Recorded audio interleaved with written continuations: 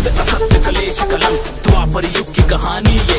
हस्तिनापुर में बीता वो जो सामने सबके लानी है। 100 पुत्र गांधारी के और कुंती को 6 का वरदान। कुछ पांडव कहलाए और बाकी को मिला कौरव का नाम। दुर्योधन को योजना आई भोजन में फिर विष मिलाया। भीम को मारने की वंशा थी बाल विवाह का ना हो पाया। आयोजित हुई ऐसी सभा सब वीर हुए थे जमा वहाँ।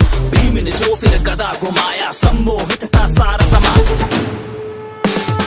जाति कुल सम्मान को लेकर कौशल का देने प्रमाण। कर्ण ने अर्जुन को ललकारा सूत पुत्र को मिली पहचान। ऐसा फिर षड्यंत्र रचा जो पांडु वंश का अंत करे।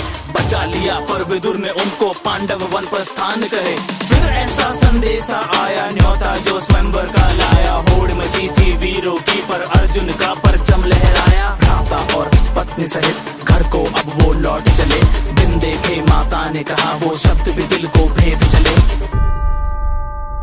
शकुनी का प्रपंच सुनो पासों को फेंका जाल बुना। धर्मराज कुछ समझ न पाया राजपाट संग मान गवाया।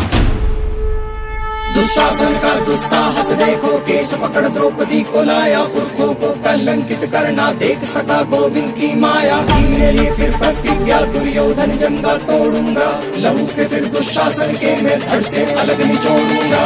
12 साल वो बीत चले और 13वां था अज्ञातवास। ध्वनि सुनी गांडीव की और युद्ध का हुआ आभास। कृष्ण की सेना कौरव की खुद कृष्ण चले अर्जुन के संग। फिर युद्ध छिड़ा और जहाँ भी देखा चारों ओर लहू का रंग। अर्जुन के मन में शंका थी कैसे उन पे प्रतिघात करे। गीता का उसको सार सिखाया धर्म का वो संहार करे।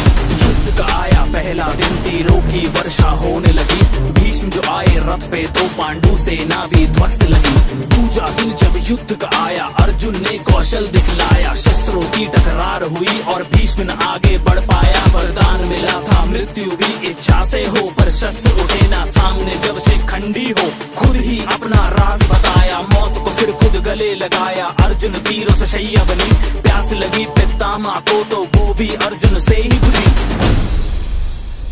जिसको कोई तोड़ सके ना ऐसे व्यू की रचना कर दी। तोड़ दिया एक बालक ने उस अभिमन्यु की हत्या कर दी। कैसा इनका हट है और कैसा इनका है ये धर्म। एक तरफ जलती है चिता और दूजी ओर छलनी है बदन। युद्ध हुआ वो ऐसा भीषण तीर चला और दूजा आया। कर्ण जो रथ से उतरा तो एक तीर हृदय को चीर आया। वो सर्वनाश था चारों ओर अब विनाश था चारों ओर। धड़ सर से अलग अब गिरने लगे अधर्मी अब सब मरने लगे।